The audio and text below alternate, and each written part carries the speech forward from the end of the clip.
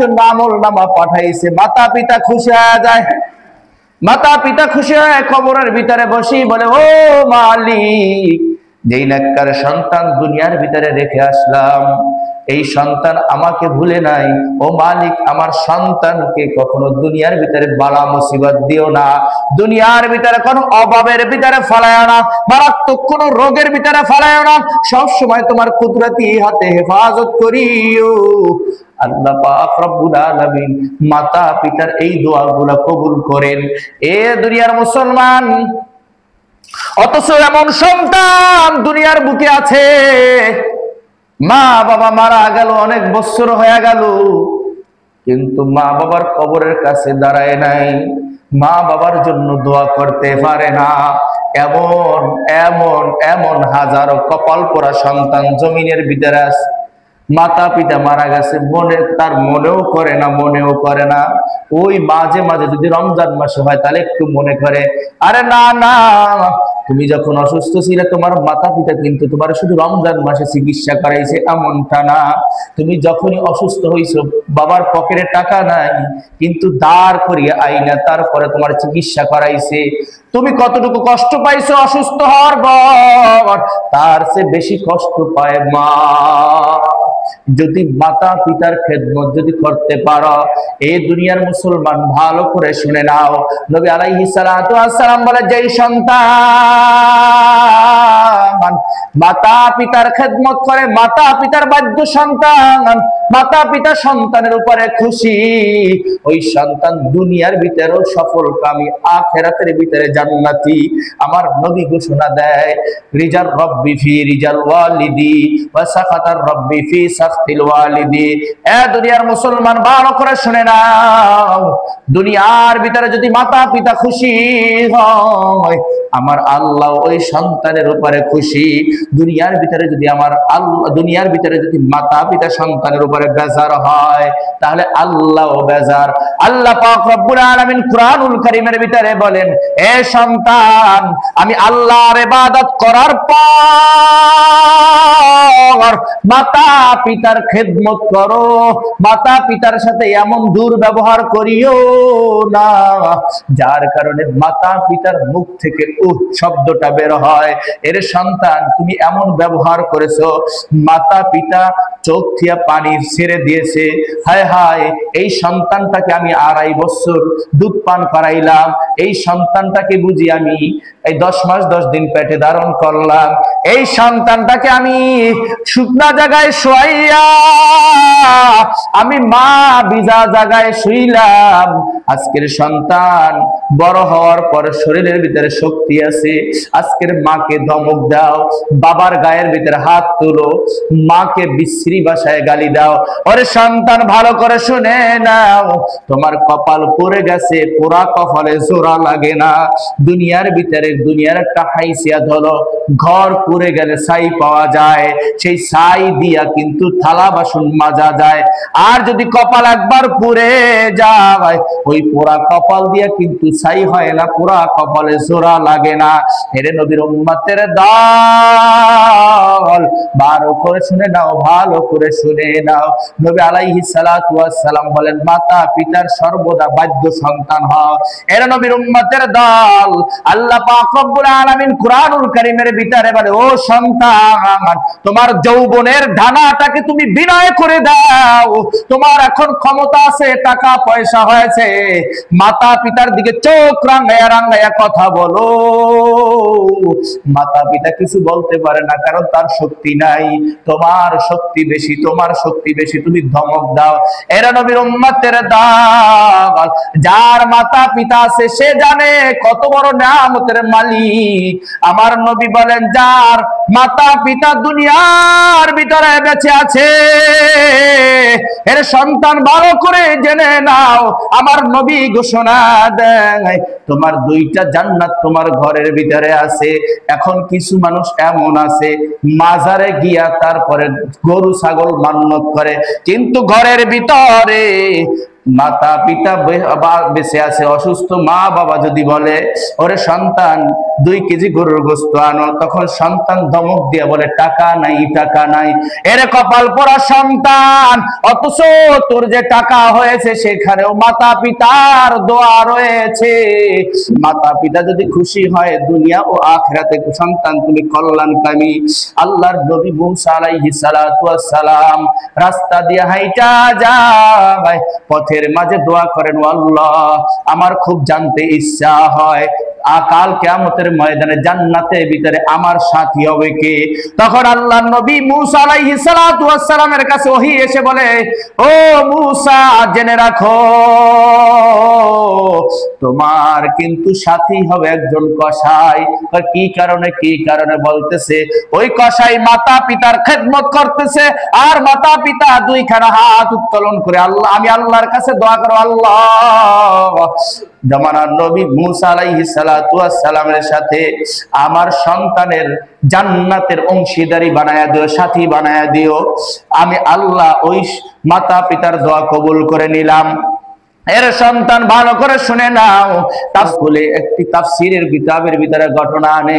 ঘটনা হলো সুলাইমান আলাইহিস সালাতু ওয়াস সালামের জামানার ঘটনা।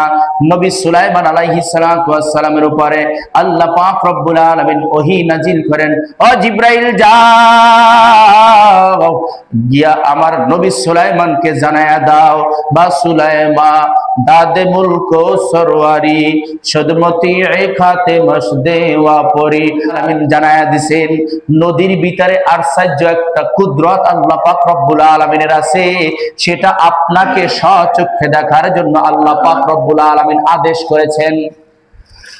সুলাইমান আলাইহিস সালাতু ওয়াস সালাম নদীর কিনারায় যায়, তার সাথে জিন খাদেম উপস্থিত। সুলাইমান আলাইহিস সালাতু ওয়াস সালাম প্রতিদিনের ন্যায় নদীর কিনারায় গিয়া দেখতেছে শুধু পানি আর পানি, পানি আর পানি, পানি আর পানি দেখা যায়, আর তো কিছুই দেখা যায় না, পানি শুধু ঢেউ আর ঢেউ দেখা যায়।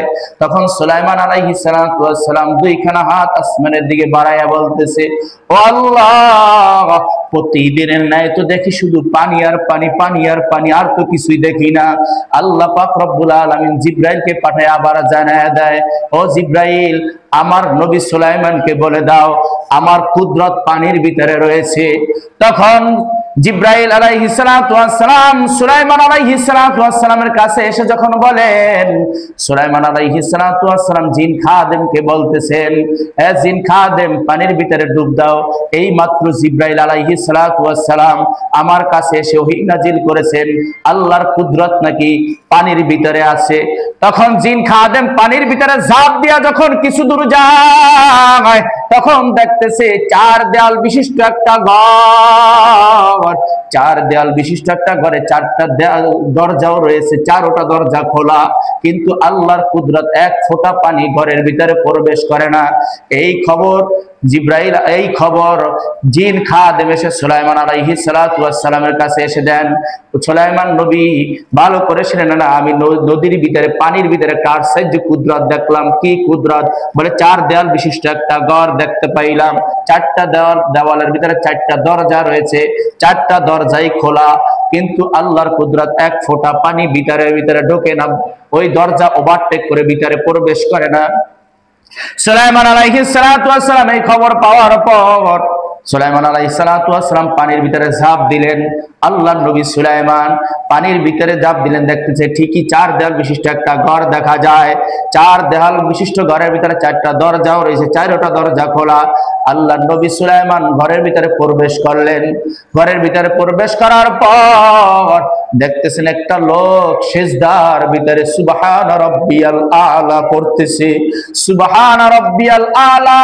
নবী সুলাইমান ঘরের দরজার ভিতরে দাঁড়াইয়া দেখতেছে আর বলতেছে, ও মালিক কত বড় তোমার নিয়ামত, কত বড় কুদরত। পানির ভিতরে ঘর, ঘরটা বাসমান কিন্তু ঘরটা একটু হেলে দোলে না, এত নদীর ভিতরে ঢেউ কিন্তু ঘরটা হেলে দোলে না। আবার 4টা দরজা খোলা, 1 ফোঁটা পানি ঘরের ভিতরে প্রবেশ করে না। ও মালিক কত বড় কুদরত তুমি পানির ভিতরে রাখছো। সুলাইমান আলাইহিস সালাতু ওয়াস সালাম দরজার ভিতরে দাঁড়াইয়া রইছেন। এমন সময় কিছুক্ষণ পরই ওই লোকটা সালাম ফিরাইলেন, নবী সুলাইমান বলতেছেন, আসসালামু আলাইকুম ভাই, তোমার কাছে আমার খুব জানতে ইচ্ছা করে তুমি কতদিন পর্যন্ত এই ঘরের ভিতরে আছো। তখন ওই ঘরের ভিতরে ওই লোকটা বলতেছেন, আমি 2000 বছর এই ঘরের ভিতরে আছি, আর এই 2000 বছর আমি ইবাদত এই ঘরের ভিতরেই করে করতেছি। তখন সুলাইমান আলাইহিস সালাতু ওয়াস সালাম আশ্চর্য হয়ে বলতেছেন, সুবহানাল্লাহ, 2000 বছর তুমি এই ঘরের ভিতরে আছো, তাহলে তোমার খাবারের ব্যবস্থা কোথায় থেকে হয়? বলে নবী, তখনও নবীর পরিচয় জানতে পারে নাই। তখন বলতেছেন, ভাই, আমি যখনই আমার ক্ষুধার অনুভব হয় তখন আমি একটা হাত, ডান হাত যখন পানির ভিতরে বাড়ায়া দেই, তখন একটা মাছ আমার খাবারের ব্যবস্থা করে দেয়। সুবহানাল্লাহ, কাদের কুদরত দারি বরকামাল, আনতা হাসবি আনতা রব্বি জুল জালাল, তুহি কাদের জলিলুল্লাহ জাহাদার, বহর হালে তুহি মেরা নেগাদার। সুলাইমান আলাইহিস সালাতু ওয়াস সালাম আশ্চর্য হয়ে গেলেন। আল্লাহ পাক রব্বুল আলামিন মাছের মাধ্যমে তার রিজিকের ব্যবস্থা একদিন নয়, 2 দিন নয়, 2000 বছর পর্যন্ত করতেছে। এবার সুলাইমান আলাইহিস সালাতু ওয়াস সালাম আল্লাহর নবী, যেই ঘটনাটা বলতেছি তাফসীরে নূরুল কুরআনের ভিতরে ঘটনা আছে। আল্লাহর নবী তখন ওই লোকটার কাছে জানতে চায়, ভাই, তুমি 2000 বছর পর্যন্ত এই নিয়ামত পাইতেছো, কোন আমলের বিনিময়ে পাইতেছো? তখন ওই ঘরের ভিতরে লোকটা বলতেছেন, আমি আমার মাতা পিতার খেদমত করার কারণে আল্লাহ পাক রব্বুল আলামিন এই নিয়ামত দিয়েছে। সুলাইমান আলাইহিস সালাতু ওয়াস সালাম বলে, ভাই, আমার বিস্তারিত জানতে মনে চায়, কেমন করে পাইলা? তখন ওই লোকটা বলতেছেন, নবী গো, আমি 1 দিন নয়, 2 দিন নয়, প্রায় 1.5 যুগ পর্যন্ত আমার মাতা পিতাকে আমি পেয়েছি অসুস্থ, কিন্তু আমি একদিনও মনটা খারাপ করি নাই যে আমার মাতা পিতা অসুস্থ। আমি মনটা খারাপ করি না, আমি মাতা পিতার কাপড় চোপড় পরিষ্কার করেছি, আমি মাতা পিতাকে গোসল করাইছি, খাবার খাওয়ায় দিছি, 1 দিন 2 দিন নাই, 1.5 যুগ পর্যন্ত। নবী গো, 1.5 যুগ পরে হঠাৎ আমার মায়ের শরীরটা বেশি খারাপ হয়ে গেছে। আমার মা আসমানের দিকে 2খানা হাত বাড়াইয়া বিড়বিড় করে বলতেছে, ও মালিক, আমার সন্তান আমার 1.5 যুগ পর্যন্ত আমার খেদমত করতেছি, কিন্তু আমার সন্তান সবসময় হাসি খুশি, আমার সন্তান কখনো মন খারাপ করে নাই, আমি মা দেওয়ার মতো তো কিছুই নাই, আমি মায়ের তো অবস্থাই খারাপ, আমি তো খুব অসুস্থ। ও আল্লাহ, আমি মা দোয়া করলাম আমার সন্তানের জন্য আসমান এবং জমিনের নিচে একটা বাসমান ঘর তৈরি করে দিও, যেই ঘরটা আসমানেও হবে না, জমিনের ভিতরেও হবে না, বাসমান একটা ঘরের ব্যবস্থা করে দিও। এই বলে নবী সুলাইমান আমার মা দুনিয়া থেকে বিদায় হয়ে গেলেন। আমি মায়ের জানাজা দিয়া কবর খুঁজে আমার মনটা খুব খারাপ হয়ে গেল। আমি কান্নাকাটি করতেছি, কিন্তু দেখি তো আমার বাবাও তো বেঁচে আছে। আমি আবার বাবার খেদমতের ভিতরে নিয়োজিত হয়ে গেলাম। বাবার খেদমতের ভিতরে নিয়োজিত হওয়ার পর নবী আমার বাবাও কিছুদিন পরে আবার অসুস্থ হয়ে পড়লেন, খুব অসুস্থ, বাঁচা মরা নিয়ে লড়াই করতেছেন। নবী এমন সময় আমার বাবা 2খানা হাত উত্তোলন করে বলে, ও আল্লাহ,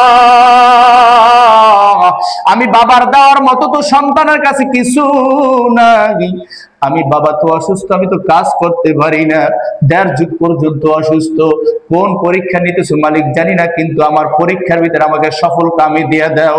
ও আল্লাহ, তবে আমি 2টা দোয়া করতেছি, আল্লাহ, আমার সন্তানকে রাজকীয় খাবারের ব্যবস্থা করে দিও, রিজিকের ব্যবস্থা করে দিও, যাতে আমার সন্তান রিজিক তালাশ করার জন্য যেন কোনো কষ্ট না করা লাগে। ও আল্লাহ, আর একটা দোয়া করি, জমানার নবী গিয়া যেন আমার সন্তানের সাথে সাক্ষাৎ করে, জমানার নবীর কাছে যেন আমার সন্তান না যায়, জমানার নবী যেন আমার সন্তানের কাছে গিয়ে সাক্ষাৎ করে। এই 2টা দোয়া করার পর আমার বাবা দুনিয়া থেকে বিদায় হয়ে গেল। বিদায় হওয়ার পর আমিও তাকে কাফন দাফন করলাম, কিন্তু আমার মাও নাই, বাবাও নাই, ঘরের ভিতরে আমার আর পরাণ টেকে না, আমার মন ঘরের ভিতরে বসে না। নবী গো, আমি কান্না করতে করতে ঘর থেকে ফজরের পর যখন এই নদীর কিনারায় আসলাম, হঠাৎ গায়ে বেড়াওয়াজ, এ যুবক আয় আয় আয়, মাতা পিতার দোয়া আল্লাহ তেনোটাই কবুল করেছে। পানির উপরে থেকে হেঁটে হেঁটে আসো। আমি পানির উপরে থেকে যখন হেঁটে হেঁটে ঘরের ভিতরে প্রবেশ করলাম, নবী এরপরে আমার আর কোনো খেয়াল নাই। আমি 2000 বছর পর্যন্ত এই ঘরের ভিতরে আমি আসি। আমার যখন ক্ষুধার অনুভব হয় তখন আমি ডান হাতটা যখনই পাতি তখন মাছ আমার খাবারের ব্যবস্থা করে দেয় আল্লাহর কুদরতি ভাবে। নবী গো, এবার আপনাকে জানতে ইচ্ছে করে আপনি কে? এবার ওই লোকটার হুঁশ ফিরে আসলো। এত প্রশ্ন লোকটা জিজ্ঞাসা করলো, তাই এই লোকটার পরিচয় জিজ্ঞাসা করি। তখন নবী সুলাইমান 2 চোখের পানি ছেড়ে দিয়ে বলতেছে, তুমি তো এতদিন মনে করেছিলা তোমার 2টা দোয়া কবুল হয়েছে। আরে ও ভাই, তোমার 3টা দোয়াই আল্লাহ দুনিয়ার ভিতরে কবুল করেছে। প্রথম তোমার মা দোয়া করেছিল আসমান এবং জমিনের মাঝখানে যেন একটা ঘর হয়। আল্লাহ এমন একটা কুদরতি ঘর বানায়া দিছে, যেই ঘরটা পানির উপরে বাসমান, না জমিনে না আসমানে, পানির ভিতরে একটা ঘর ব্যবস্থা করে দিল। দ্বিতীয় দোয়া তোমার গাইবী ভাবে যেন তোমার বাবা দোয়া করেছিল, গাইবী ভাবে যেন তোমার রিজিকের ব্যবস্থা হয়। আল্লাহ মাছের মাধ্যমে তোমার রিজিকের ব্যবস্থা করে দিল। তৃতীয় দোয়া করেছিল তোমার মা, তৃতীয় দোয়া করেছিল জামানার নবী যেন এসে তোমার সাথে সাক্ষাৎ করে। ওরে ভাই, আমি হলাম সেই জামানার নবী, আমি পৃথিবীর বাদশাহ, আমি সমস্ত পৃথিবীর বাদশাহ, আমি নবী সুলাইমান। আমি তোমার কাছে সাক্ষাৎ করার জন্য আসছি। শুধু আমি তাই একা আসি নাই, নিজের ইচ্ছায় আসি নাই। এরে ভাই, ভালো করে জানো, আল্লাহ আমার উপরে ওহী নাজিল করে জিবরাইলের মাধ্যমে তোমার খবর দিয়া আমি সুলাইমানকে তোমার কাছে আল্লাহ পাঠাইছেন। তোমার মাতা পিতার 3টা দোয়া আল্লাহ কবুল করেছে। নবী আলাইহিস সালাতু ওয়াস সালাম বলেন, পৃথিবীর ভিতরে 3 শ্রেণীর দোয়া আল্লাহ সরাসরি কবুল করে। 3 শ্রেণী যদি বড় দোয়া করে তাও আল্লাহ কবুল করে, দোয়া করলেও কবুল করে, বড় দোয়া করলেও কবুল করে। নাম্বার 1, 1 নাম্বার হলো মাতা পিতা যদি সন্তানের জন্য দোয়া করে, হোক সে দুপুর বেলা দোয়া করছে, হোক সে রাত্রের গভীরে দোয়া করছে, হোক সে সন্তানের জন্য চলাফেরা অবস্থায় দোয়া করেছে, আল্লাহর নবী বলেন, এ দুনিয়ার মানুষ জেনে রাখো, মাতা পিতা যখনই সন্তানের জন্য দোয়া করে আল্লাহ সাথে সাথে কবুল করে নেয়। আবার যদি মাতা পিতা সন্তানের উপরে বেজার হয়ে বেজার হয়েও যদি বড় দোয়া করে তাহলে সাথে সাথে আল্লাহ কবুল করে নেয়। আর দ্বিতীয় নাম্বার হলো মাজলুম। মাজলুমের দোয়া আল্লাহ কবুল করে, বড় দোয়া কবুল করে। মাজলুম যদি বড় দোয়া করে, যার উপরে জুলুম করা হয়, জুলুম করছে কিন্তু ওই লোকটা বলতেছে, হায় হায়, আমি তো বর্মেয়ার সাথে পারবো না, চেহারমানের সাথে পারবো না, এলাকার মাতুব্বরের সাথে পারবো না, এলাকার টাকাওয়ালার সাথে পারবো না। ও মালিক, আমি গোপনে গোপনে তোমার কাছে বরদোয়া করে দিলাম, আল্লাহ তুমি তার বিচার করিও। আল্লাহ বলে, আমি এমন ভাবে ধরবো, কারণ আমার নবী